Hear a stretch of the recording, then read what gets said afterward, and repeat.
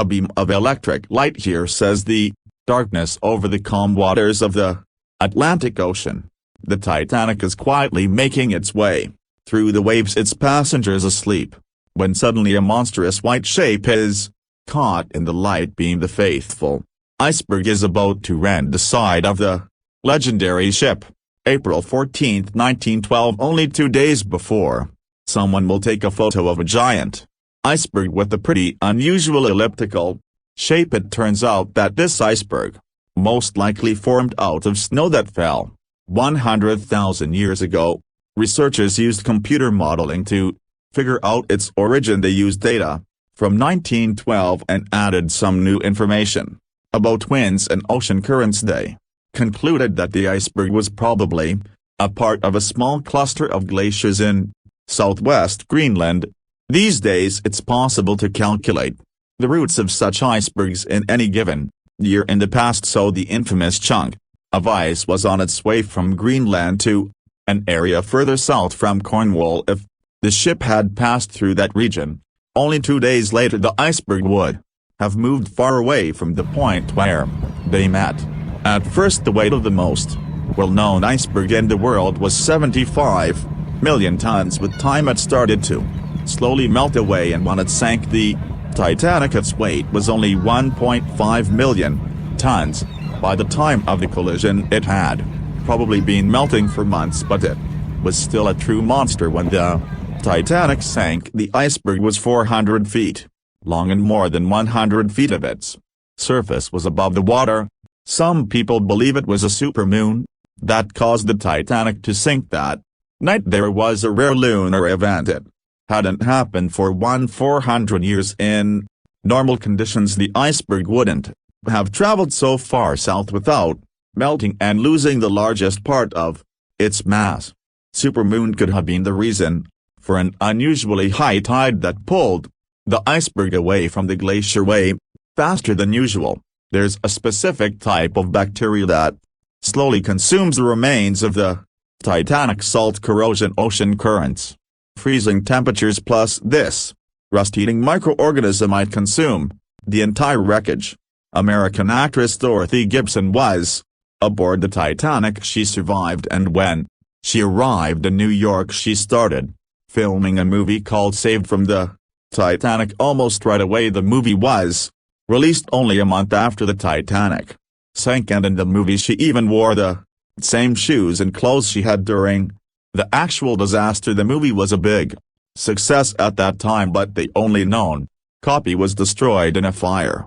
14 years before the Titanic sank, a novella called Futility had been published, and it seemed to have predicted the whole event. The plot centered around a fictional ship called the Titan that sank during its voyage. The Titan was almost the same size as Titanic, and they both went to the bottom. In April the reason was hitting an iceberg too. Both the real and fictional ships were described as unsinkable, and both of them had the legally required number of lifeboats, which as it turned out later were nowhere near enough. We've seen it in the movie, but there were some real-life love stories happening on the Titanic too. 13 couples even took a trip on the Titanic as part of their honeymoon. One of the couples on Macy's department store in New York. Once it became clear the Titanic was rapidly sinking, the woman refused to go into a lifeboat without her husband, but he didn't want to join her while there were still women and children who he thought had to go first. Then his wife gave her coat to her maid. She insisted that the maid should get into the lifeboat, and she wanted her to be warm. As for the woman herself, she decided to stay with her husband till the end. Some people believe Titanic sank because of a mummy, not an iceberg. It all started around 1000 BCE with a mysterious woman who lived in Egypt in the city of Thebes. People knew little about her, but they called her a priestess. Her mummy was put in a wooden sarcophagus and covered with a large lid with the image of her face and some mystical inscriptions. This place had been hidden until the first half of the 19th century, when a group of locals accidentally came across it. They disturbed her peace. No one knows how, but the mummy disappeared that day without a trace.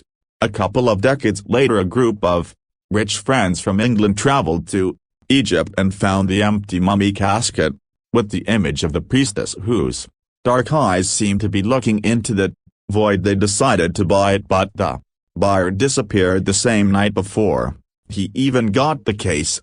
All members of the group had some accidents. The casket changed its location a couple of times until it has, some believe, ended up on the Titanic.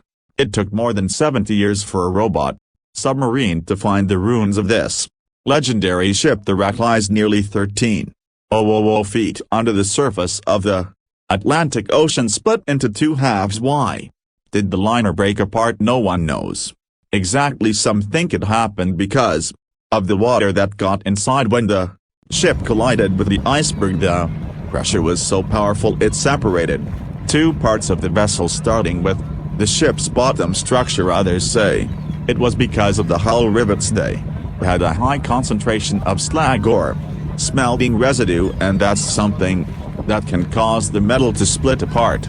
The ship generally had many flaws, starting with the design. The watertight bulkheads weren't completely sealed on top. This allowed the water to flow between the compartments and in the end sink the vessel. The iron of the ship's rivets and steel of the hull ended up ruined because of high sulfur content, cold temperatures and high speeds. The steel shattered and the rivets popped out quite easily. Because of this, Titanic sank 24 times faster than it would have otherwise if the ship had hit the iceberg head-on instead of ramming it with its side. It would have probably stayed afloat.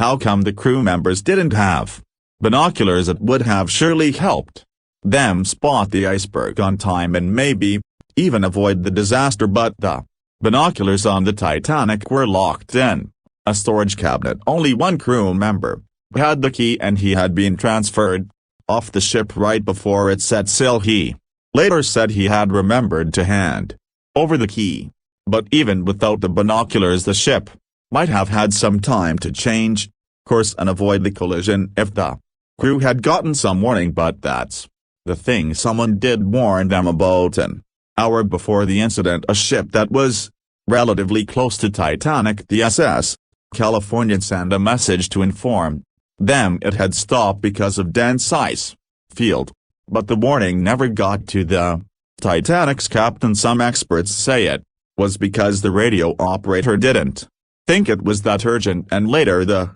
SS California said they didn't get a call for help from the Titanic because the radio operator was off duty. Some say the crew on the Titanic couldn't spot the iceberg on time because of an optical illusion. Atmospheric conditions that night probably caused super refraction, which could have camouflaged the bird. After all, no one actually saw the iceberg until it was too close to the ship to somehow avoid the crash. Not even a whole minute passed between the moment they saw the iceberg and the collision. It was only 37 seconds, and it took Titanic 2 hours and 40 minutes to disappear below the ocean's waves. That's it for today. So hey, if you pacified your curiosity, then give the video a like and share it with your friends, or if you want more, just click on these videos and stay on the YT University